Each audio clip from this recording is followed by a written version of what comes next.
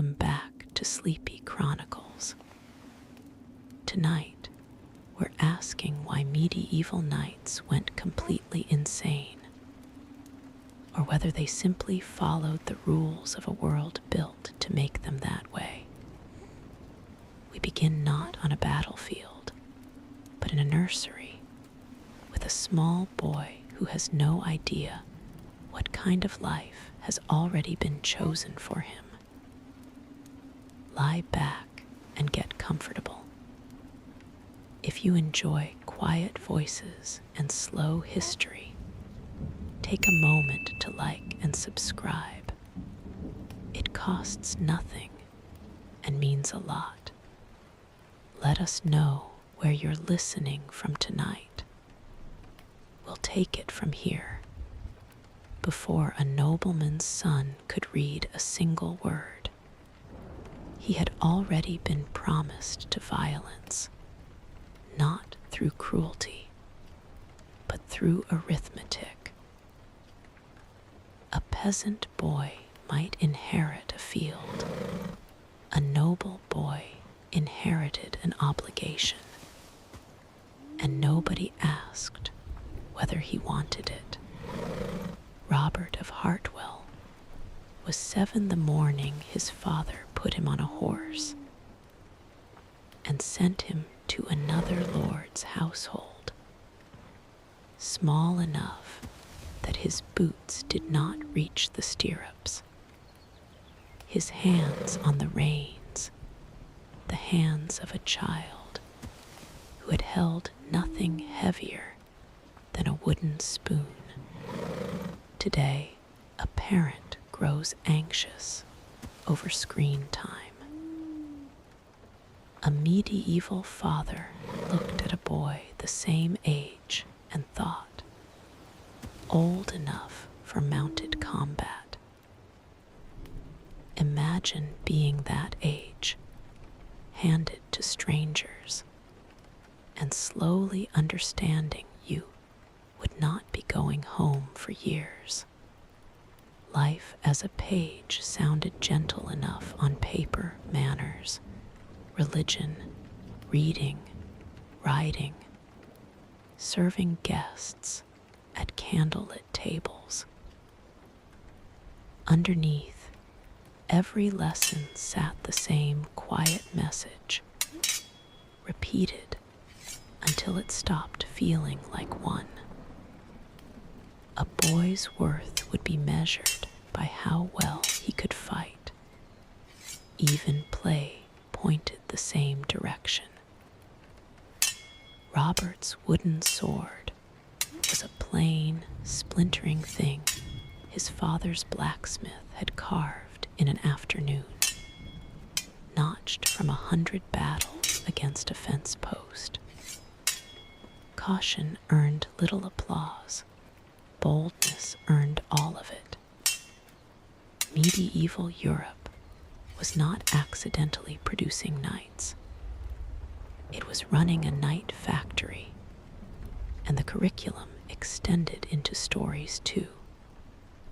Tales of King Arthur's men, riding into impossible odds and out again, covered in glory instead of regret.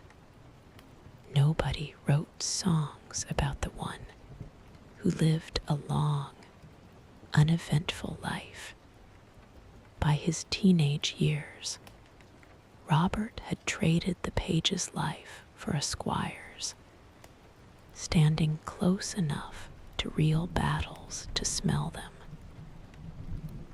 By the time he received his spurs, he had spent a decade absorbing one idea. Glory was worth almost any risk. He did not become a knight so much as become the finished product of one very patient machine. That machine had a name, and it did not stop working once the spurs were fastened. It kept running quietly under a different word, honor. Honor sounds like a virtue. In practice, it behaved more like a currency, one that could enrich a man overnight or bankrupt him by evening, depending entirely on what others chose to believe about him. Sir Walter of Ashcombe learned this the hard way. 22, broad-shouldered, with a jaw that tightened before his voice ever did. At a feast the previous winter, another nobleman had mentioned, almost idly, that Walter's horse had balked at the tournament barrier that spring, and wondered aloud whether it was the horse that had lost its nerve. In modern life, the advice for a comment like that is simple. Ignore it. Remember, a stranger's opinion changes nothing. Sir Walter spent the better part of a year planning otherwise. For him, honor was leverage over marriages, alliances, land, the ability to walk into a hall and be believed. Once lost, it did not return quietly. The trouble was that honor lived entirely in the eyes of others. If enough of them repeated a rumor, it hardened into fact regardless of what had happened at that barrier. A knight could not simply possess honor. He had to perform it endlessly for an audience that never looked away. Backing down cost a man his standing. Pressing forward cost him only a fight he might survive. Between those two, the culture had already made its choice long before any knight was asked to make his. A virtue worn long enough under those conditions stops behaving like one. It becomes a job nobody is ever permitted to retire from. What is remarkable is not that men like Robert and Walter behaved recklessly. It is that recklessness was, by every rule they had been given since age 7, the only sensible way to behave. A boy handed a wooden sword before he understood what it would cost him. A young knight discovering that a good name does not release its owner easily. Next time, we follow that hunger for glory into a field built specifically to reward it. Tournaments began as military training. By the time Sir Edmund Vase rode into one, they had become something closer to theater that occasionally killed its actors. Edmund was 26, knuckles permanently swollen from 3 seasons of melee fighting, his voice gone rough from shouting over crowds that never stopped roaring. The melee was the tournament's oldest event. Dozens of armored men on horseback, charging each other across an open field with blunted weapons, only slightly less dangerous than sharp ones. Men broke bones, men were trampled, and the tournament simply continued the next day. What is strange is not that this was dangerous. It is that the danger was the entire draw. A knight who rode cautiously, protecting his own body first, walked away with his health intact and his reputation quietly ruined. A knight who threw himself into the thickest fighting walked away limping and famous. Crowds did not gather to watch caution. Imagine standing in that crowd, the ground shaking under hooves, dust rising so thick you could taste it, and somewhere inside that chaos a man you'd wagered money on. The noise alone made thinking difficult. That, historians suspect, was rather the point. The tournament gave a knight one thing peacetime never could an audience. Once glory had an audience, it stopped being enough to simply be brave. A knight had to be seen being brave repeatedly in front of people who would go home and describe exactly what they saw. Edmund read a melee the way a merchant reads a market, aiming always for where the prestige was thickest.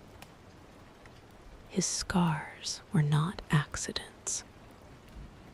They were, in the language of his world, a credential. The show, in the end, was the whole point. Not every contest in medieval life came with an audience. Some played out over decades in silence between men who had once been neighbors. Lord Eimer of Calwick was 40 when the dispute began, though nobody quite remembered who had started it. A boundary stone moved a few feet one spring. The details had long since stopped mattering. His family and the family across the valley had been raiding each other's grain stores for 2 generations, and Eimer had inherited the argument along with his title. Most people today inherit a house, a debt, or a strange piece of furniture from a relative.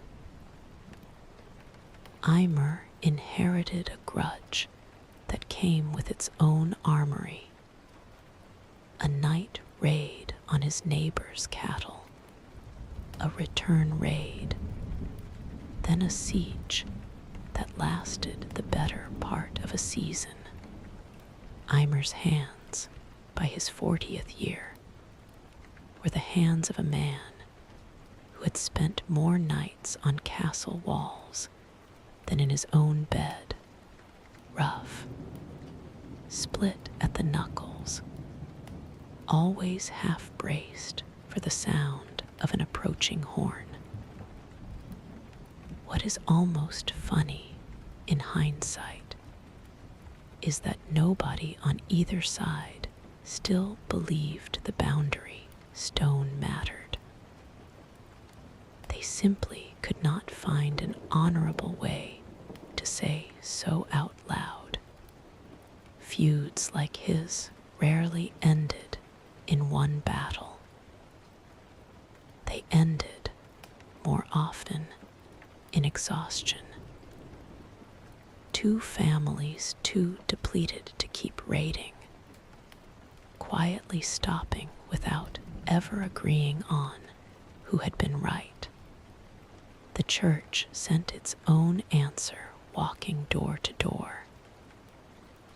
Brother Osric, a thin, sun-cracked monk with a voice worn to a rasp, spent one summer reading peace proclamations aloud in market squares up and down the valley. Decrees like the peace of God, naming certain days and certain people violence was no longer permitted to touch.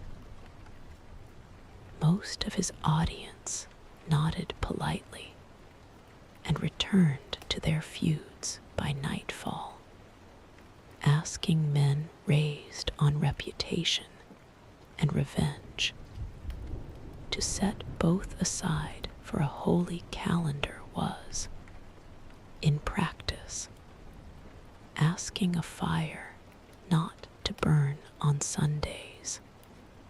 Eimer would spend most of his adult life defending a boundary stone nobody could any longer explain. In a war his grandfather had started, and his grandson would likely inherit. A quarrel outlives the men who began it. Tournaments and feuds shared the same engine met in the nursery and the feast hall.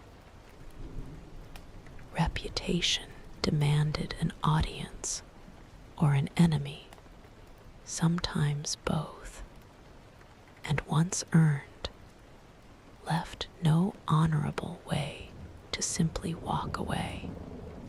Edmund would fight in melees until his knees gave out.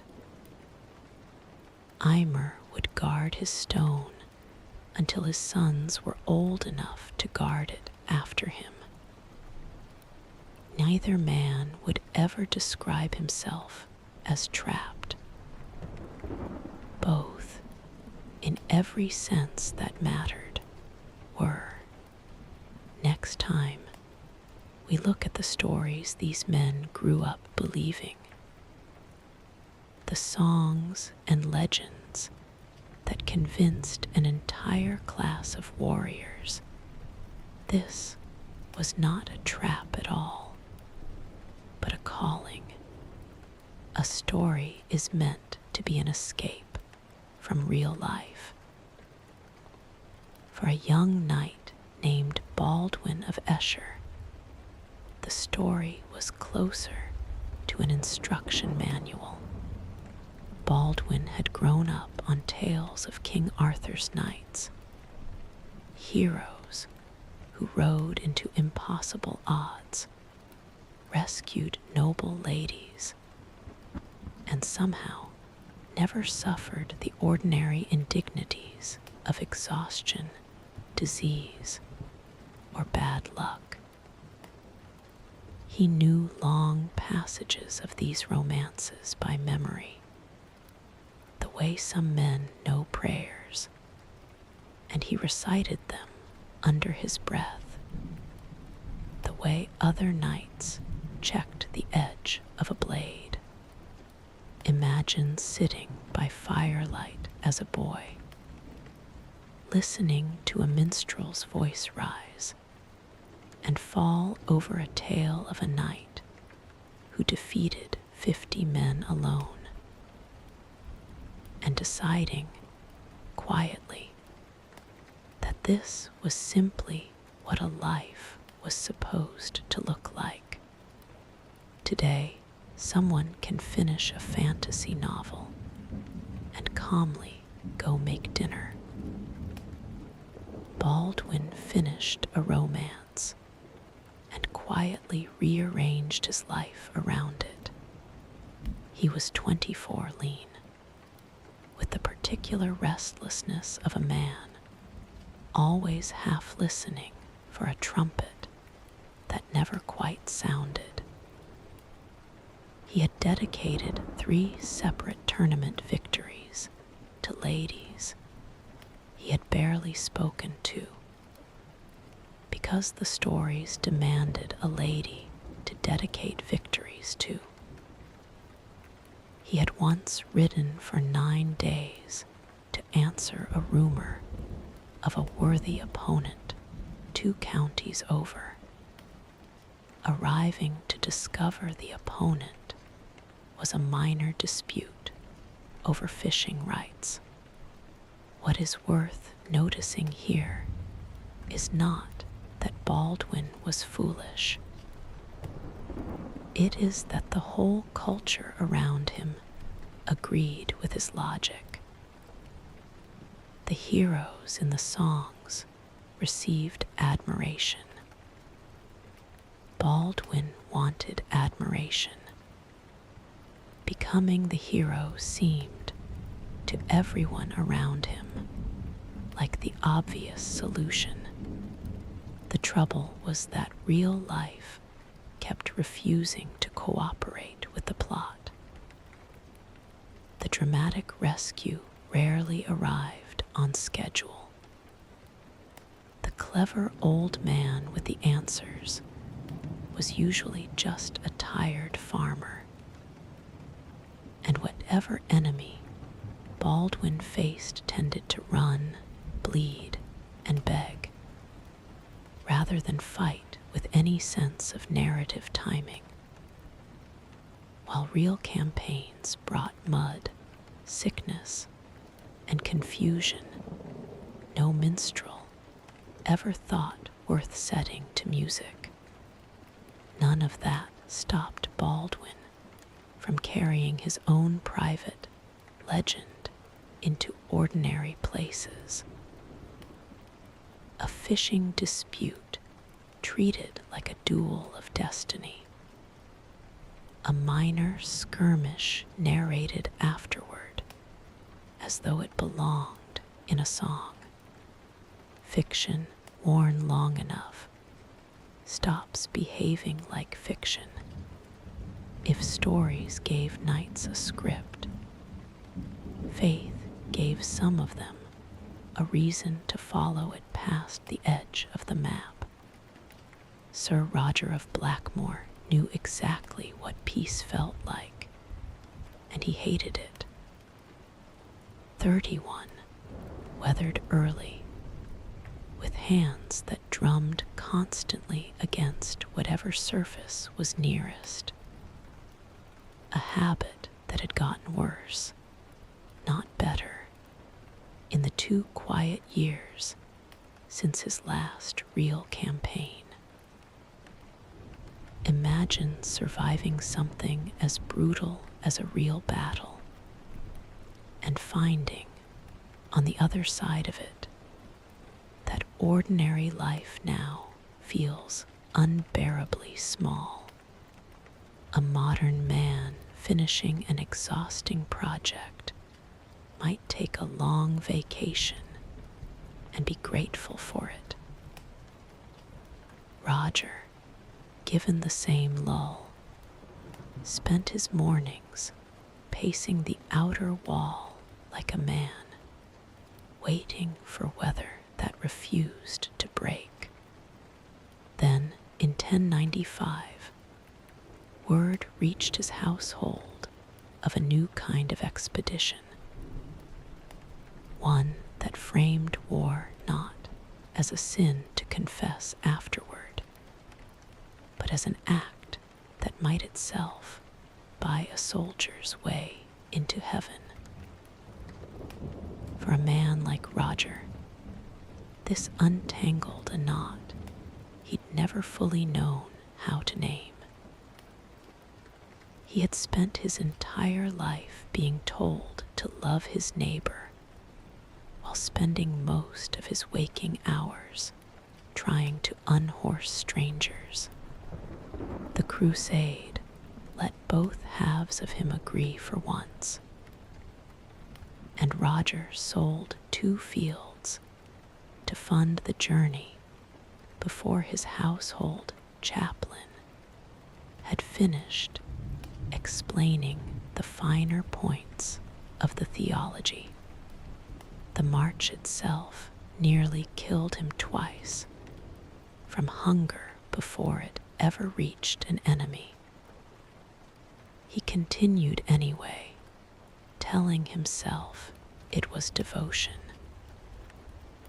it was also, quietly, relief, a reason to move again, and permission to call the moving holy. Some men did not go to war for a cause. They went because stillness had become the one thing they no longer knew how to survive. Baldwin's romances and Roger's crusade were not really different stories. Both offered a man a bigger reason to keep risking a life. The whole culture had already trained him to gamble with freely. One through a lady's favor, the other through the promise of heaven. Neither man needed convincing twice. Next time, we look at what happened when peace finally arrived for good. When the wars ran out, the invitations stopped, and men raised entirely for glory had nowhere left to spend it. Peace was supposed to be the reward. For a knight with land, but no war to fight, it was closer to a slow bankruptcy. Sir Thomas Hale was 35, and by then he had learned to mend his own armor, since he could no longer afford a smith. His hands, once smooth enough for a man who touched nothing rougher than a bridle, were now permanently stained at the knuckles from rust and hammered iron. Being a knight had never been cheap, but it had always been survivable, because the expense was supposed to pay for itself. A captured lord's ransom, a season of plunder, a grant of land from a grateful king. Peace removed the paycheck and left the overhead standing exactly where it had always been. Thomas's income had assumed the fighting would keep arriving on schedule.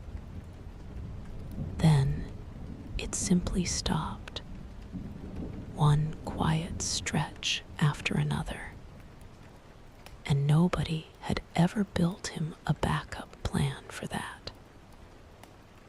His entire education had prepared him to be brave. None of it had prepared him to be broke. Today, a business that loses its main source of income might file for protection, restructure, or pivot into something new. Thomas's version of restructuring was renting out his sword to whichever lord was paying. And when no lord was hiring, riding out with a handful of similarly broke knights to rob merchants on the roads between towns. A practice common enough in lean years that it had its own quiet, faintly embarrassed name among the nobility. A knight gone to the road.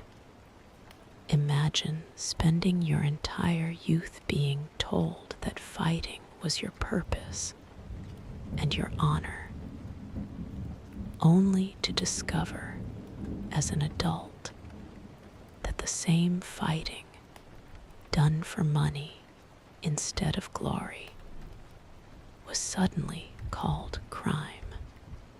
The church condemned it. Local lords occasionally hanged the worst offenders as an example. What almost nobody said out loud was the obvious part. They had spent Thomas's whole life training him for exactly this. then acted surprised. He had nowhere else to point it. A knight with no war to fight still had debts that didn't care about his honor. If poverty cracked the system from below, a different kind of crack was opening from above. One that no amount of courage could fix. Sir Cuthbert Wren was nearing 60 when he first watched a formation of common foot soldiers, armed with early firearms, break apart a cavalry charge he had once considered unstoppable. He had spent 40 years mastering the horse, the lance, and the sword, and stood at the edge of that field with his gauntlets still on, watching men trained for perhaps a season accomplish in minutes what his entire life's discipline could no longer guarantee. Imagine standing at that field's edge, hearing the strange new crack of gunfire instead of the familiar ring of steel, and understanding all at once that the skill you had built your entire identity around was no longer the skill anyone needed. A skilled artisan today might spend decades perfecting a craft, only to watch a new machine produce in an afternoon something close enough to the same result.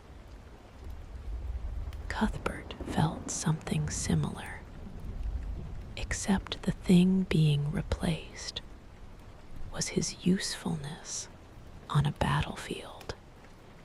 Armor that had once turned aside blades did little against a ball of lead fired from a distance. Castle walls standing for centuries came down under cannon fire in days.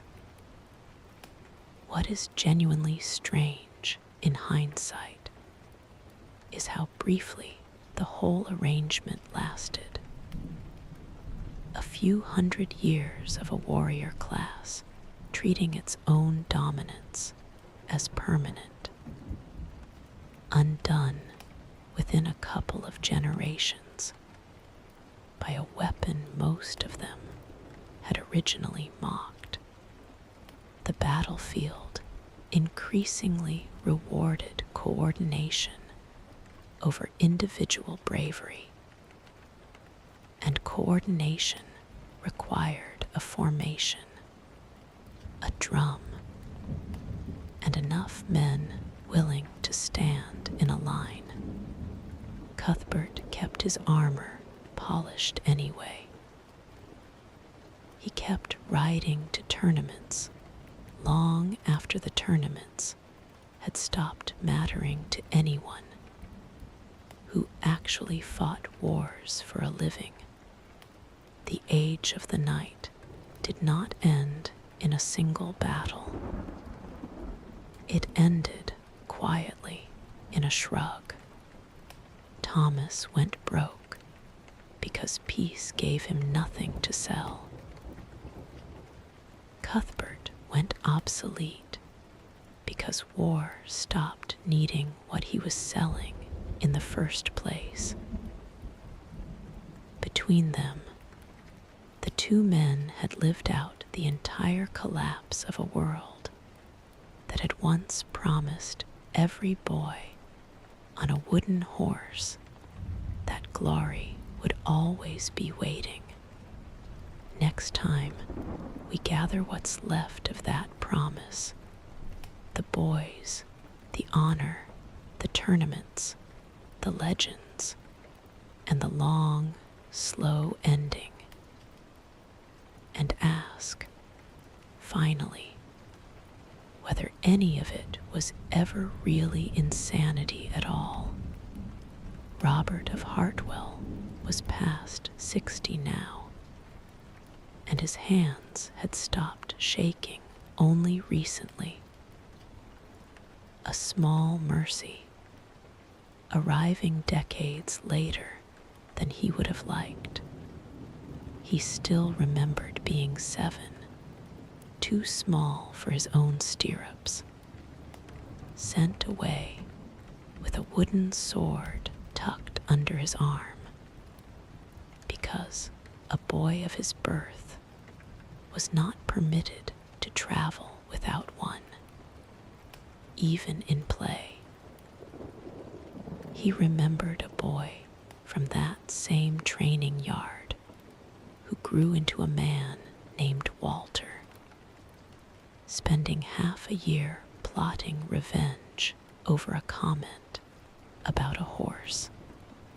He remembered tournaments not so different from the ones a knight named Edmund had ridden in, where a man's worth was measured by how far into the chaos he was willing to throw himself.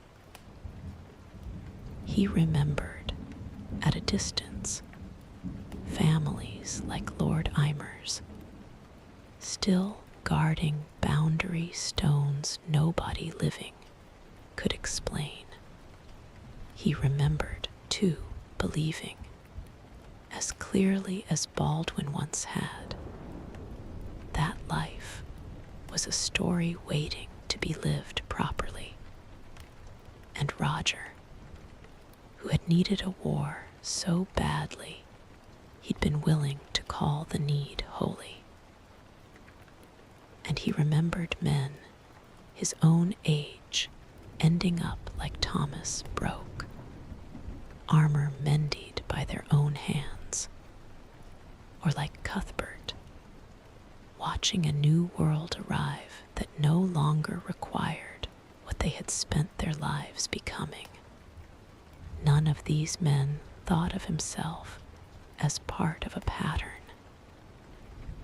Each believed his choices were simply his own.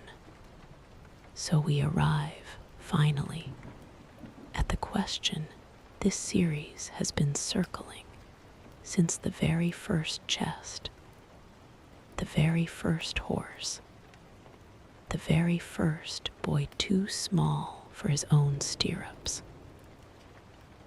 Was this a story about madness, or about an entire class of men built, patiently, from childhood onward, to want exactly what nearly killed them? The honest answer sits somewhere between the two, closer to the second than most people expect. A boy handed a sword before he could read was not choosing recklessness.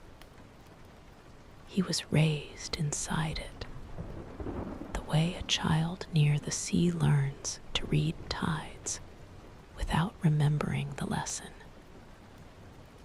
A man who spent 6 months plotting revenge over an insult was not unhinged by his world's standards.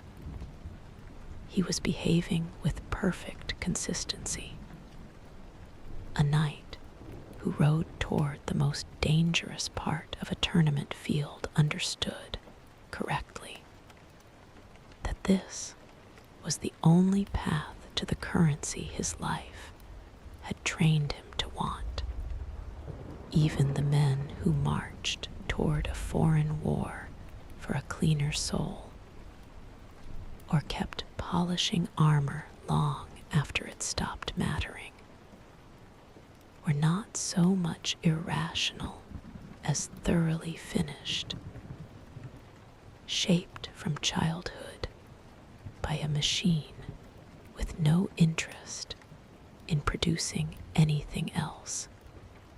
What looks like madness from the outside is very often, on the inside, last visible step of years of quiet, ordinary instruction, that does not mean nothing was lost. Somewhere in all of this, a boy's small hands had once gripped a set of reins too big for him. Certain this was simply what growing up looked like. Reputation, once it became the only currency that mattered, made honest retreat impossible and honest peace exhausting to maintain. Men spent fortunes they didn't have chasing a glory peacetime was never built to reward, and clung to a version of courage that gunpowder eventually made beside the point. The system did not fail because the men inside it were foolish.